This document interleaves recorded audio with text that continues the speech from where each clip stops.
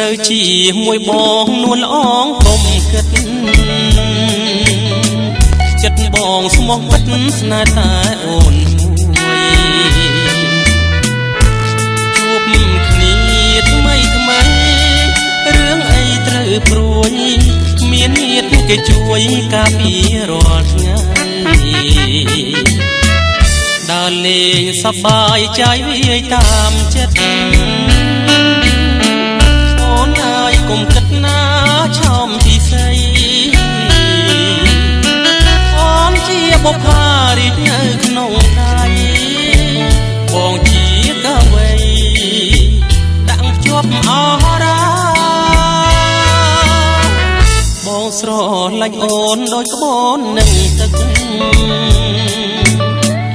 រាល់ពេលល្ងាចព្រឹកនឹកឈ្មោះ